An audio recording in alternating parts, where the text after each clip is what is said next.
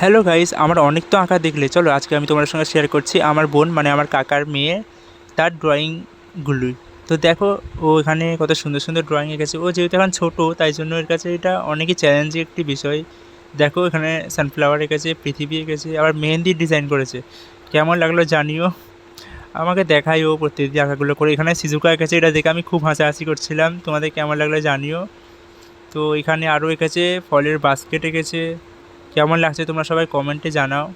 তো এখানেও আস্তে আস্তে আঁকা শিখছে, আমার আঁকা থেকে থেকেও বানানোর চেষ্টা করে। তো এটা আমার খুবই ভালো লেগেছে।